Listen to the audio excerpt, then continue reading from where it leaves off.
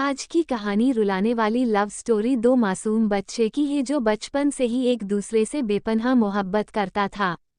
लेकिन दोनों की बीच ऐसा क्या मजबूरी आ गया था जो दोनों को एक दूसरे से अलग होना पड़ा। भरोसा और विश्वास रिश्ते को जोड़ने का एक डोरी की रूप में काम करते हैं। अगर रिश्ते में भरोसा और विश्वास ही टूट जाता है तब वह रिश्ते का कोई मतलब नहीं बनता।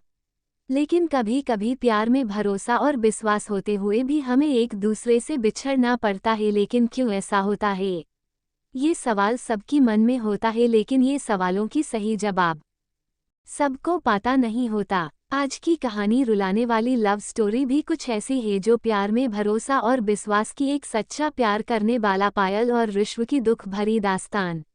लेकिन सवाल उठता है कि क्या पायल और ऋषव की रिश्ते में विश्वास नहीं था? क्या उन दोनों एक दूसरे से भरोसा नहीं करता था? आखिर ऐसा उन दोनों की रिश्ते के बीच ऐसा क्या हुआ था जो एक दूसरे से जुदा होना पड़ा? तो चलिए जान लेते हैं इन दोनों प्यार करने वालों की पूरी कहानी।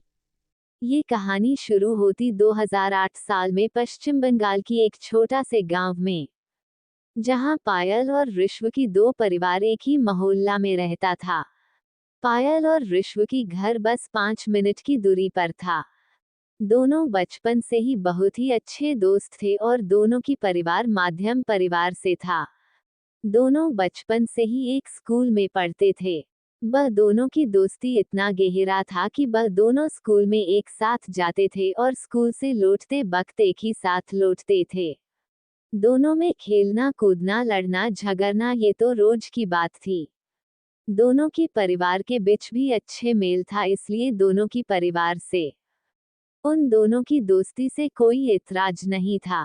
अब दोनों प्राथमिक स्कूल से हाई स्कूल में एक ही स्कूल में भर्ती हुआ। वह दोनों पढ़ाई लिखाई में भी बहुत अच्छे थे, इसलिए वह दोनों ही अच्छे अंकों से 10वीं क्लास पास कर लिया। अब वह दोनों बड़े हो चुके थे। बुरा भला का समझ उन दोनों में आ चुका था। लेकिन उन दोनों के बीच सिर्फ एक अच्छी दोस्ती ही थी। प्यार की सिलसिला अभी तक शुरू भी नहीं हुआ था। जब वो दोनों 10वीं पास करने की बाद 12वीं में भर्ती हुआ तभी उन दोनों के साथ में उन्हीं का क्लास में एक ऋषिकेश नाम का एक लड़का भर्ती हुआ। ऋषिकेश कहानी में आगे क्या होता है वो सुनने के लिए चैनल को सब्सक्राइब जरूर करें और कमेंट में जरूर बताना कहानी कैसी लगी।